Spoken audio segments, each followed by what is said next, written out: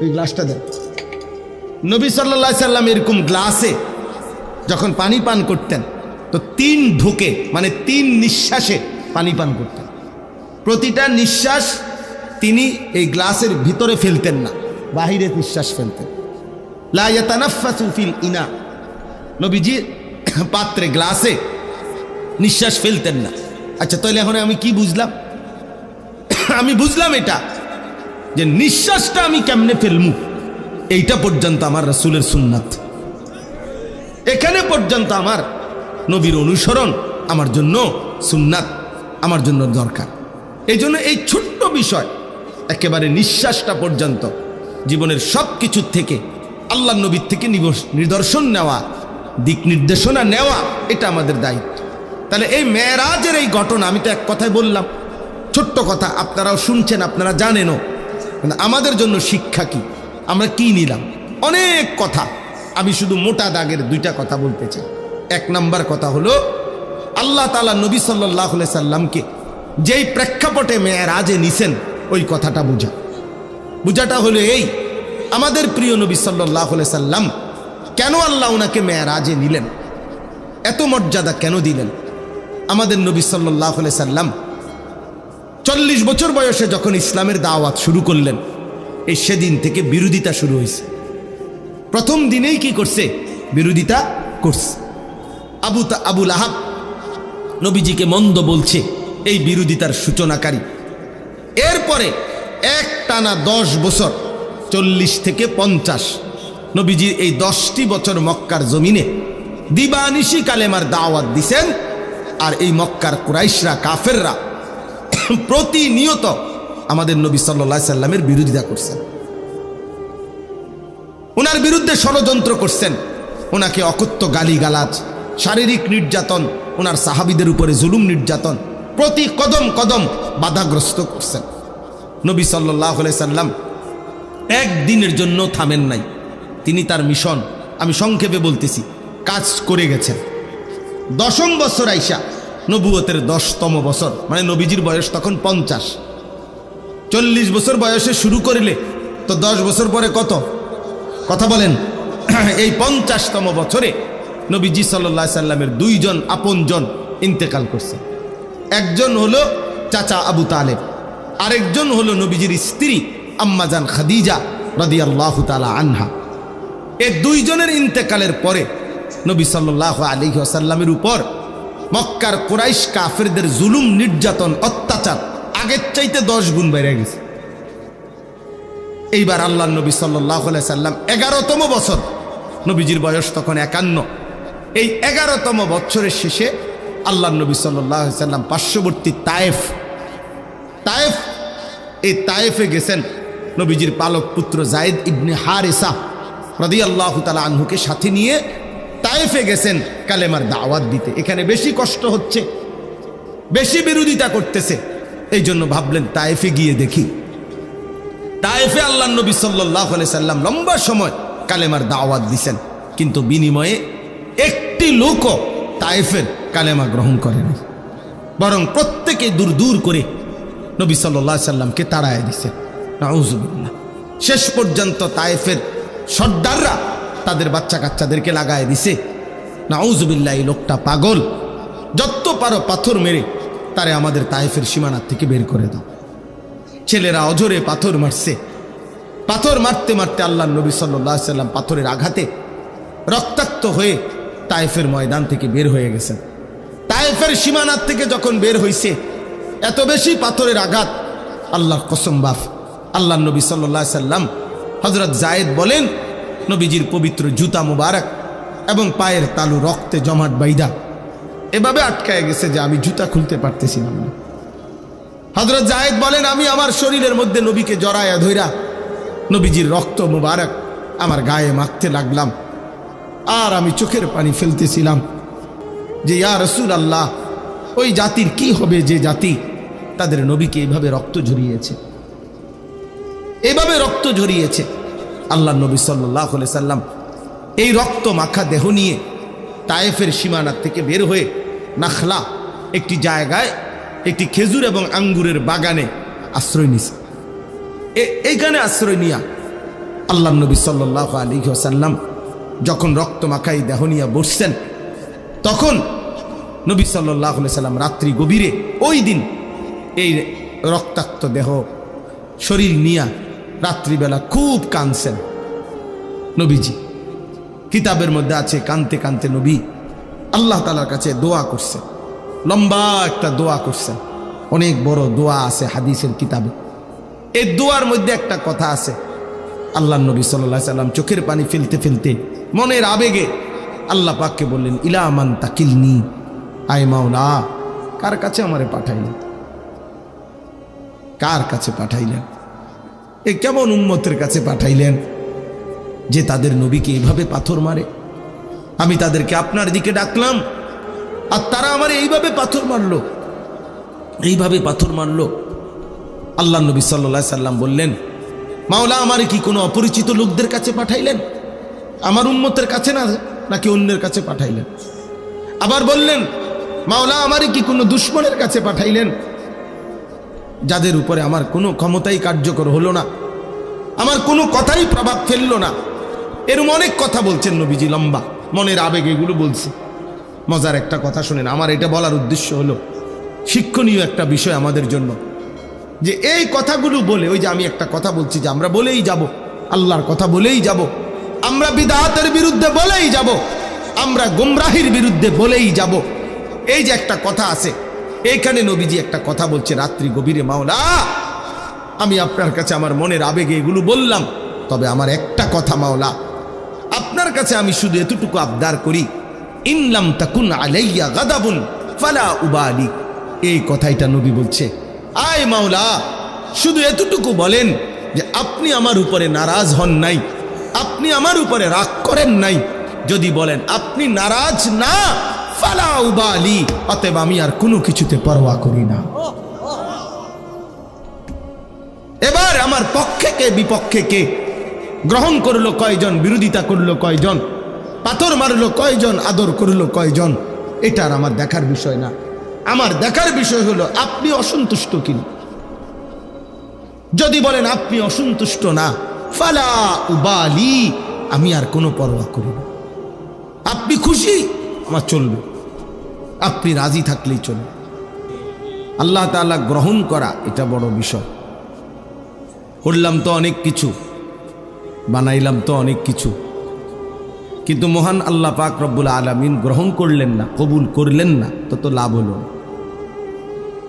এই জন্য কোরআনুল কারীমের মধ্যে আছে হযরত ইব্রাহিম আলাইহিস সালাম এবং তার ছেলে ইসমাইল, ওনারা দুইজনে মিলে আল্লাহর হুকুমে কাবা ঘর, আল্লাহর ঘর কাবা যখন পুনর্নির্মাণ করলেন, ওয়া ইদ ইয়ারফাউ ইব্রাহিমুল কাওয়াইদা মিনাল বাইতি ওয়া ইসমাইল, আল্লাহ তাআলা নিজেই সেটা বর্ণনা করছেন।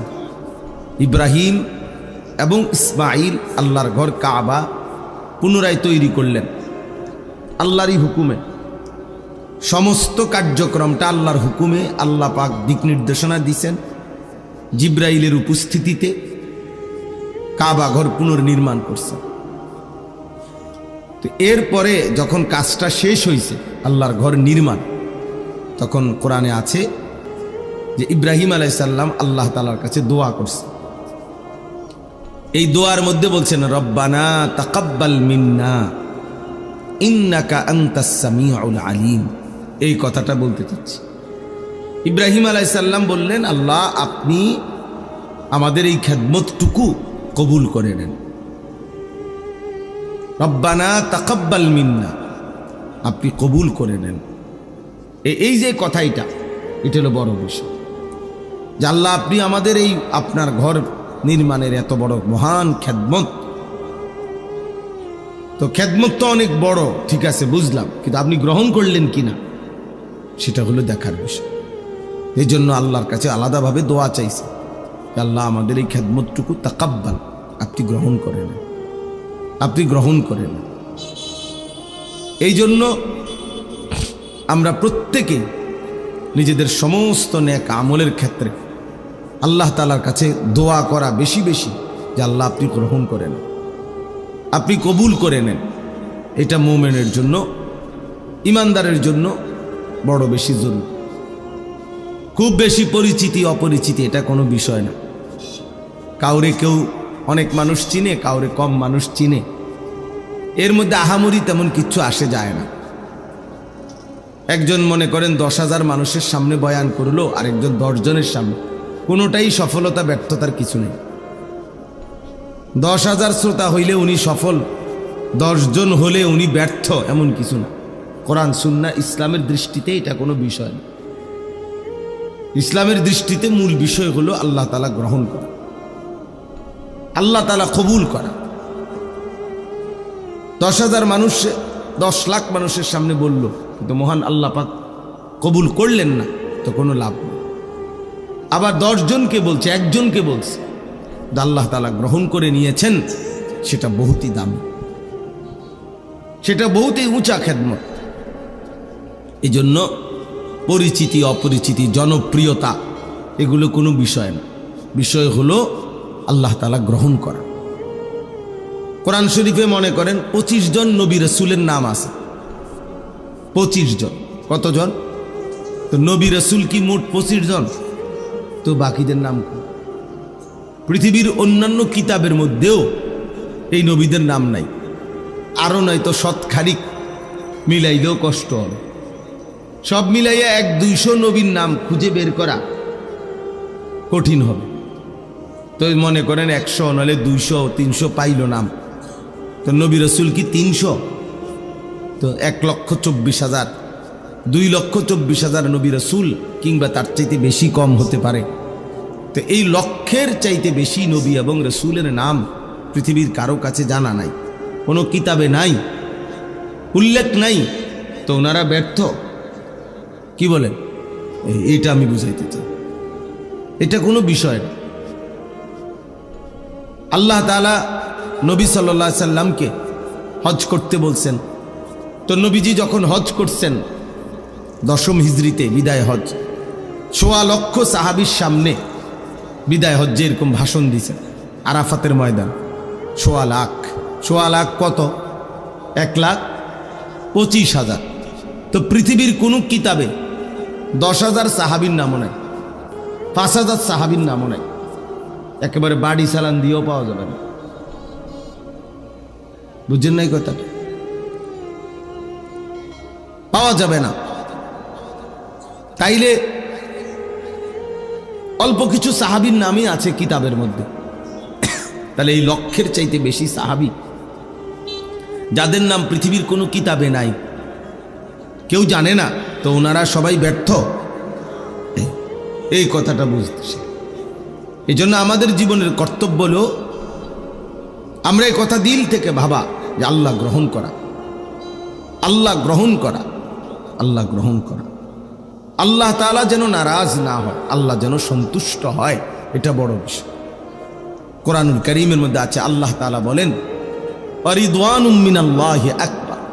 ভাই, যে কোনো লোক ঢুকতে যদি সবাই তাকায়, আপনারা যারা দেখতেছেন, তো এটা তো আপনি শেষ হইতো না। মনে করেন একজন একজন করে লোক ঢুকবো, আপনি চাইয়া থাকবেন, তো তাইলে লাভ হইল কি? তো একবারে রাস্তার যাইয়া দেখেন, যারা এখান থেকে কষ্ট করে দেখতে রাস্তা, ওই লোকগুলা, আপনাদের তো কষ্ট হচ্ছে, আপনারা কষ্ট করে উঠে রোডে গিয়া চান কেডা কেডা, তাহলে ভালো বুঝবে। তো আল্লাহ তাআলা বলেন ওয়ারিদওয়ানুম মিনাল্লাহি আকবার, এই যে কোরআনের আয়াত, আল্লাহ তাআলা বলেন আল্লাহর সন্তুষ্টি এটাই হচ্ছে আকবার, সবচেয়ে বড় বিষয়। তাহলে সবচেয়ে বড় বিষয় কি? আল্লাহ পাকের, বলেন না, আল্লাহ পাকের সন্তুষ্টি, সন্তুষ্টি, আল্লাহর সন্তুষ্টি। হাদিসের মধ্যে আছে নবী সাল্লাল্লাহু আলাইহি সাল্লাম দোয়া করতেন, যেটা আপনারা শুনছেন, বহু রমজান মাস পুরাটা নবী দোয়া করতেন, আল্লাহুম্মা ইন্নী আসআলুকা রিদাকা ওয়াল জান্নাহ ওয়া আউযু বিকা মিন গাদাবিকা ওয়া মিনান নার। আয় আল্লাহ, আমি আপনার কাছে আপনার সন্তুষ্টি এবং জান্নাত চাই, এবং আপনার অসন্তুষ্টি এবং জাহান্নাম থেকে পানাহা চাই। তাহলে নবী সাল্লাল্লাহু আলাইহি সাল্লাম আল্লাহ তাআলার সন্তুষ্টি চাইতেন, রিদাকা, রিদা, সন্তুষ্টি। কোরআন শরীফে আছে আল্লাহ তাআলা হাসরের ময়দানে নেককার, ইমানদার, প্রিয় বান্দা যারা, পবিত্র আত্মার অধিকারী তাদেরকে ডাক দিবেন, ইয়া আইয়াতুহান নাফসুল মুতমাইন্নাহ, হে আমার পবিত্র আত্মার অধিকারী বান্দাগণ, ইরজিই ইলা রাব্বিক, তোমরা তোমাদের রব মহান আল্লাহ কাছে পাকের কাছে ফিরে আসো। কোন অবস্থায়? রাদিয়াতাম মারদিয়া, এই অবস্থায় যে তোমরা আল্লাহর উপরে রাজি, আল্লাহও তোমাদের উপরে রাজি। তাইলে মুমিনের সবচেয়ে বড় সৌভাগ্য যেদিন আল্লাহ তাকে বলবে রাদিয়াতাম মারদিয়া, যেদিন আল্লাহ বলবে বান্দা আজ তুমিও আমার উপরে রাজি, আমিও তোমার উপরে রাজি। তো এটাই তার জীবনের সবচেয়ে বড় পাওয়া, এটাই তার জীবনের সবচেয়ে বড় পাওয়া, যে আল্লাহ তাআলার সন্তুষ্টি ঘোষণা হওয়া, সন্তুষ্টি ঘোষণা হওয়া। এই জন্য বাপ মহান আল্লাহ পাকের কাছে জীবনের ছোট বড় আমল কবুল হওয়া, এটা বড় বিষয়, এটা বড় বিষয়, এটা বড় বিষয়। আল্লাহ তাআলা আমাদের প্রত্যেককে আমাদের জিন্দেগীর সমস্ত নেক আমল আল্লাহ তাআলা যেন কবুল করে নেয়, বলেন আমিন।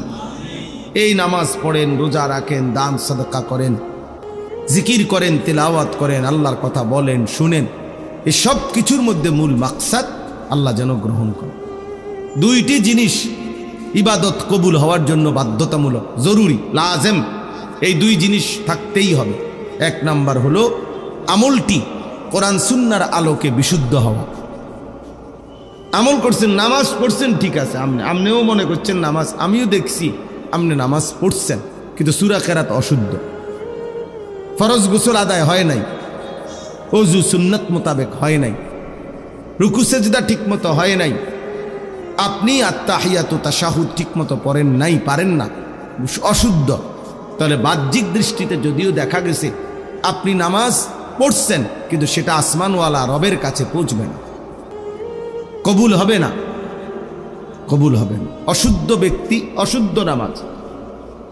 নবী সাল্লাল্লাহু আলাইহি সাল্লামের হাদিস আছে, তিলকা সালাতুল মুনাফিক, তিনবার বলছে নবীজি, তিলকা সালাতুল মুনাফিক, তিলকা সালাতুল মুনাফিক, ওই নামাজ মুনাফিকের নামাজ, ওই নামাজ মুনাফিকের নামাজ, ওই নামাজ মুনাফিকের নামাজ।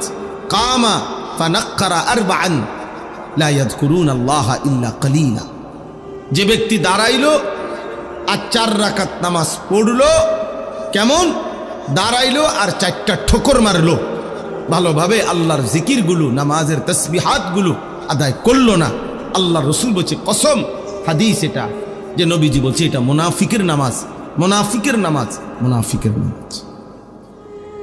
তাহলে আপনি না ভাবলেন আপনি নামাজ পড়ছেন, কিন্তু শুদ্ধ তো হলো না, শুদ্ধ তো হলো, এ তো মুনাফিকের নামাজ হলো। হাদিসের মধ্যে আছে এটা, আল্লাহ নবী, আল্লাহ পাক কোরআনে বলছে মুনাফিকের চিহ্ন, হাদিসেও আছে, কোরআনেও আছে।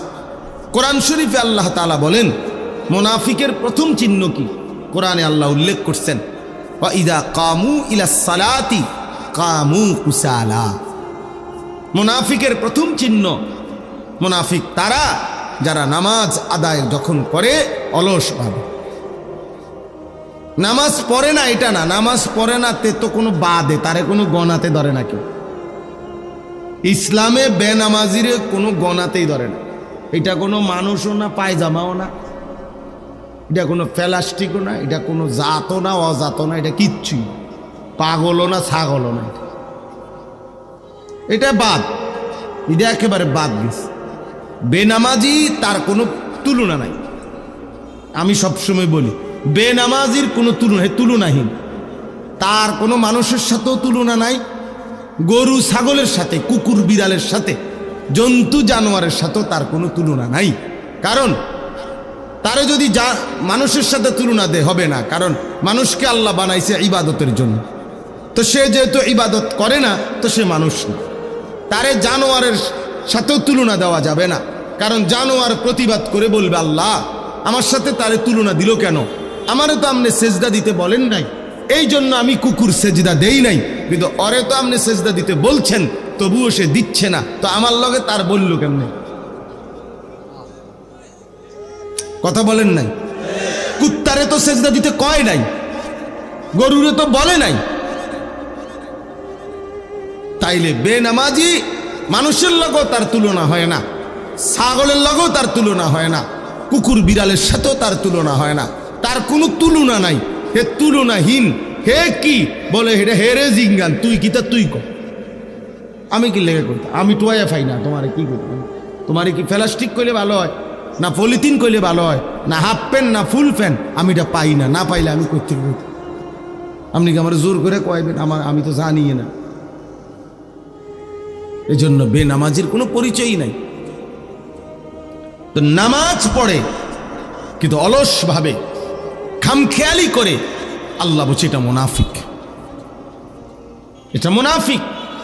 তাহলে চিন্তা করে দেখেন, চিন্তা করে দেখেন। তাহলে এই জন্য বললাম, কোরআন শরীফ আছে ফাখালাফা মিন বাদিহিম খালফুন আদাউস সালাহ ওয়াত্তাবাউশ শাহাওয়াত ফাসাউফা ইয়ালকাউনা গাইয়া।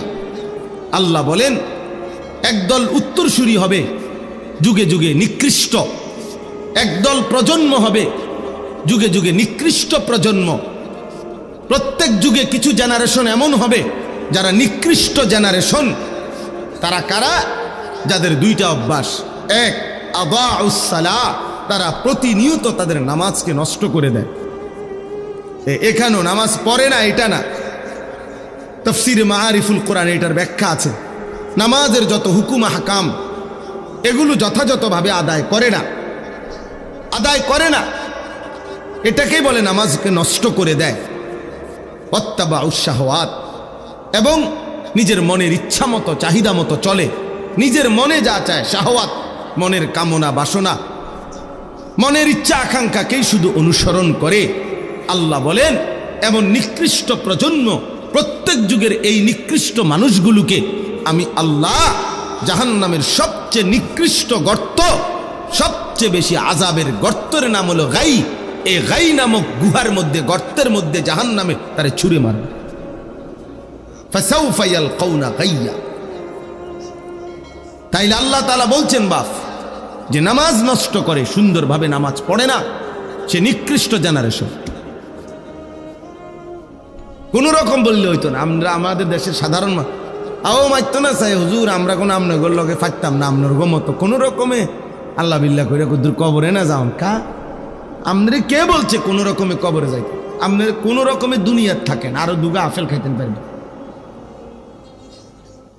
কোন রকমে দুনিয়ায় থাকেন, আরো 2 খিলি পান খাইতেন পারবেন। কান কোন রকমে চেষ্টা করে টাঙ্গাইয়া থুয়ে রাখতো কনফলাইন, যে কোন রকমে দুনিয়াতে রাখিস, আমার কবরে দিস না। কবরে কোন রকম যাইতে বলে নাই, আপনি বললে হবো নাকি? কবরে বলছে পূর্ণ ইমানদার হইয়া যাইতে, কবরে বলছে পূর্ণ মুসলমান হয়ে যেতে। কোন রকম যাইতে বলছে আপনার মিয়া? তা আপনি দিকন কোন রকমে আল্লাহ বিল্লাহ করে কবরে যাইতে লিখছে, কোন রকমে যাবেন কেন? আল্লাহ বিল্লাহ কোন রকমে করবেন কেন? আল্লাহ তো আল্লাহই, এটা আবার কোন রকম কি? এই জন্য এটা বললাম আর কি, অনেক আয়াত দিয়া দলিল দেওয়া যাবে, যেখানে কথা বোঝার উদ্দেশ্য কোনো আমল কবুল হওয়ার জন্য কোরআন সুন্নাহ মতে বিশুদ্ধ হইতে হবে। যেমন একটা উদাহরণ দিলাম, নামাজ। অসংখ্য মুসল্লি আপনারা নামাজ পড়েন খামখেয়ালি, ঠিক মতো রুকু সেজদা ওযু গোসল হয় না। 4 রাকাত সুন্নত নামাজ পড়ে 1 মিনিটও লাগে না, 1.5 মিনিটও লাগে না। 100টা দানার তাসবিহ পড়ে 33, 34 বার, হায় হায় 1 মিনিটও লাগে না। কি দ্রুত পড়ে ফেল, সুবহানাল্লাহ সুবহানাল্লাহ সুবহানাল্লাহ সুবহানাল্লাহ সুবহানাল্লাহ, এত দ্রুত। এগুলো এমন করেন কেন? আপনি কি কোনো কামে যাবেন না চুরিত যাবেন? আপনার সমস্যা কি? এরকম করার কি আছে? বয়স্কদের এই বদভ্যাস বেশি। নওজোয়ান তো তাসবিহ পড়েই না, আর বয়স্ক যেগুলা পড়ে এরা এরকম করে শুধু, মানে 1 মিনিটের মধ্যে এটারে মনে করে যত দ্রুত শেষ করতে পারবো তত নেকি। না না, যত আস্তে, যত যত্ন করে, যত শুদ্ধ করে, যত ধীরে ধীরে পড়বে তত নেকি বেশি। কোরআন হাদিসে আছে কিয়ামতের দিন, এই ভাই এই লাইট এটা নেবেন, এই লাইট, এই বেটা অপদার্থ কথা। এই আল্লাহ তাআলা বলেন, হাদিসে আছে আল্লাহ তাআলা বলবেন কিয়ামতের দিন, ইকরা ওয়ারাত্তিল ইকরা ওয়ারতাকি ইউকালু লিসাহিবিল কোরআন। আল্লাহর কোরআন যারা পড়তো নিয়মিত, কোরআন যারা পড়েছে, মুখস্থ করেছে, কোরআন যারা জীবনভর আগলাইয়া রাখছে, তাদেরকে আল্লাহ বলবেন ইকরা ওয়ারতাকি, আমার বান্দা আজ হাসরের মাঠে কোরআন পড়ো আর জান্নাতের উপরের দিকে উঠতে থাকো। তবে ওয়ারাত্তিল কামা কুনতা তুরাত্তিলু ফিদ দুনিয়া, এভাবে পড়ো ধীরে ধীরে, তার তিলের সাথে, যেভাবে তুমি দুনিয়াতে আস্তে আস্তে ধীরে ধীরে সুন্দর করে পড়েছিলে আমারে খুশি করার জন্য, আজ এভাবে পড়ো। তো হাসরের ময়দানেও আল্লাহ চাইবেন কোরআন আস্তে পড়ো, যত্ন করে পড়ো, তার তিলের সাথে পড়ো। আপনি ধীরে তাবাতি দাবি লাহু তাবামা আগনান ওয়া মা কাসাব সাইজনান তারাবি উমরাতাম মানা তারাতা ফি জিদাবলুম মাসাদ আল্লাহু আকবার সুবহানাল্লাহ সামিআল্লাহু রাব্বানা লাকাল আল্লাহু দিকিতা দিকিতা দি নামাজ যদি মস্কারি না করলে, এগুলো মস্কারি না করলেন নিয়ে এরকম নামাজ আপনাদের কে বললো? এটা আল্লাহ তারা তো বলছে এটা মুনাফিকের নামাজ, নবী তো বলছে এটা মুনাফিকের নামাজ, আল্লাহ তো বলছে আরে জাহান্নামে ছুঁড়ে মারবো আমি। এই জন্য বাপ, এক নাম্বার হলো শুদ্ধ হওয়া, শুদ্ধ হওয়া, বিশুদ্ধ হওয়া, বিশুদ্ধ হওয়া এটা জরুরি, বিশুদ্ধ হওয়া জরুরি। 2 নাম্বার হলো, এই কথাটা বলেই শেষ করছিলাম, এটা এই প্রসঙ্গটা, যে আল্লাহর কাছে কবুল হওয়ার জন্য 2 জিনিস জরুরি। এক, কি হওয়া? বিশুদ্ধ হওয়া। বলেন তো কি হওয়া? আবার বলে, কিসের আলোকে বিশুদ্ধ হবে? কোরআন সুন্নাহর আলোকে। কিসের আলোকে? হ্যাঁ, কোরআন সুন্নাহর আলোকে বিশুদ্ধ। আমার তো বড় সুন্দর লাগে না, আমনের তো সুন্দর লাগলে হইতো না, আমনের তো সুন্দর, অসুবিধা কি? না অসুবিধা আছে, কোরআন সুন্নাহর আলোকে হইতে হবে। আমনের থেকে সুন্দর লাগলে হবে না, আপনার থেকে সুন্দর লাগলে হবে না। রাসূলুল্লাহ সাল্লাল্লাহু আলাইহি ওয়াসাল্লামের সুন্নাহ এটার মাধ্যমে হইতে হবে। আচ্ছা, তো 2 নাম্বার হলো যেটা বলতেছিলাম, প্রত্যেকটি আমল আল্লাহর কাছে কবুল হওয়ার জন্য দ্বিতীয়টা শর্ত হইল বাধ্যতামূলক আল্লাহর জন্য হওয়া, ইখলাস। আল্লাহর জন্য হইতে হবে। আমল শুদ্ধ ঠিক আছে, কোরআন শরীফ পড়াও সুন্দর ঠিক আছে, কিন্তু মানুষকে দেখানোর জন্য, লোক দেখানো, মানুষকে খুশি করাই মাকসাদ, টাকা রোজগার করাই মাকসাদ, দুনিয়া কামাই করাই মাকসাদ। আল্লাহ আমারেও মাফ করেন। তো এটা ইখলাস হইল না, আল্লাহর জন্য হইল না, আল্লাহর জন্য হইতে হবে। ইন্না সালাতি ওয়া নুসুকি ওয়া মাহইয়ায়া ওয়া মামাতি লিল্লাহি রাব্বিল আলামিন, নিশ্চয়ই আমার নামাজ, আমার সমস্ত ইবাদত, আমার জীবন, আমার মরণ শুধুই মহান আল্লাহ পাক রব্বুল আলামিনের জন্য। লিল্লাহ, কার জন্যে? লিল্লাহ, আল্লাহর জন্য, আল্লাহর জন্য। ওয়ালিল্লাহি আলান নাসি হিজ্জুল বাইত মান ইসতাতা ইলাইহি সাবিলা, আল্লাহ নিজে বলছে তোমাদের সামর্থ্যবানদের উপরে আল্লাহর ঘরের হজ আল্লাহর জন্য ফরজ করা হলো, এই আল্লাহর জন্য। কার জন্যে? ওয়ালিল্লাহি, ওয়ালিল্লাহি, আল্লাহর জন্য। নবীজি বলছে মান আহাব্বা লিল্লাহ ওয়া আবগাদা লিল্লাহ ওয়া আতা লিল্লাহ ওয়া মানা লিল্লাহ, যে আল্লাহর জন্য কাউকে ভালোবাসলো, যে আল্লাহর জন্য কারো বিরোধিতা করলো, যে আল্লাহর জন্য কাউকে কিছু দান করলো, যে আল্লাহর জন্য কাউকে কিছু দিল না গুনার কাজে, যে আমার আল্লাহ নারাজ হবে, আমি এই গুনাহের কাজে তোমাকে দেব না। আল্লাহ রসুল বলেন এই যে আল্লাহর জন্য করলো, লিল্লাহ লিল্লাহ লিল্লাহ 4 বার বলছে নবী শব্দটা। মান আহাব্বা লিল্লাহ ওয়া আবগাদা লিল্লাহ ওয়া আতা লিল্লাহ ওয়া মানা লিল্লাহ, আল্লাহর জন্য। লিল্লাহ মানে কি? ওই যে লিল্লাহ বোর্ডিং কোন, এই শব্দটা আর কি, লিল্লাহ, আল্লাহর জন্য। তো আল্লাহর জন্য করলো, ফাকাদ ইস্তাকমালাল ঈমান, নবী সাল্লাল্লাহু আলাইহি সাল্লাম বলেন তার ঈমান পূর্ণ হয়ে গেল, ঈমান পূর্ণ হলো, তার ঈমান পূর্ণ হলো। অতএব এটা জরুরি বিষয়। তাইলে আমি আপনাদের সামনে যেই প্রসঙ্গটা প্রথম শুরু করেছিলাম, কি ছিল এটা? যে পরিচিতি অপরিচিতি, অনেক মানুষ চিনা অচেনা, এটা কোনো বিষয় না। এটা কি মূল বিষয়? না। মূল বিষয় কি? আল্লাহ গ্রহণ করা, আল্লাহর কাছে কি হওয়া? বলেন না, কবুল হওয়া। আল্লাহর কাছে কি হওয়া? বলেন, কবুল। আর আল্লাহর কাছে কোনো আমল কবুল হওয়ার জন্য কয়টি জিনিস জরুরি? দুইটি। এক নাম্বার, কোরআন সুন্নাহর আলোকে কি হওয়া? বিশুদ্ধ হওয়া। দুই নাম্বার, আল্লাহর সন্তুষ্টির জন্য হওয়া। ফালিয়ামাল আমালান সালিহা, এক আয়াতে আল্লাহ এটা বলে দিছে, ফামান কানা ইয়ারজু লিকা রাব্বিহি, আখিরাতে যারা তোমরা আল্লাহর সাক্ষাৎ চাও, জান্নাত চাও, তোমাদের দুইটা জিনিস খেয়াল রাখতে হবে। ফালিয়ামাল আমালান সালিহা, তার প্রতিটি আমল যেন হয় বিশুদ্ধ আমল। আর ওয়ালা ইউশরিক বিইবাদাতি রাব্বিহি আহাদা, আল্লাহর ইবাদতে আল্লাহর সাথে কাউকে শিরিক করা যাবে না, মিশানো যাবে না, শুধুই আল্লাহর জন্য করতে হবে। আল্লাহ বলেন এই দুই জিনিস ঠিক করে আইবা। এক, বিশুদ্ধ আমল। দুই, আমি আল্লাহর জন্যই শুধু আমল। তাহলে আমি আল্লাহ আমার দিদার জান্নাতে তোমাকে দান করব, আমি তোমাকে আমার সাক্ষাৎ দেব, আমি তোমাকে আমার সাক্ষাৎ দেব, তুমি আমাকে দেখবা। ইলা রব্বিহা নাদিরা, আল্লাহ কোরআনে বলছে বান্দা দুই চোখে আমি আল্লাহকে সচক্ষে দেখবে। সুবহানাল্লাহ, আল্লাহকে দেখবে। এই জন্য বাপ আমরা আমাদের আমল দেখেন, আমাদের কওমি উলামায়ে কেরাম, আপনাদেরকে বুঝার জন্য বলি বাবা, ঝগড়ার জন্য না। আমাদের এই কওমি মাদ্রাসার আলেমরা যুগ যুগ ধরে আমাদের এটা নীতি, আমরা কুফরের বিরুদ্ধে, শিরিকের বিরুদ্ধে, বিদআতের বিরুদ্ধে আমরা দিবানিশি বলি। আমাদের পূর্বপুরুষরাও বলেছেন, আমাদের আগে আমরাও বলি।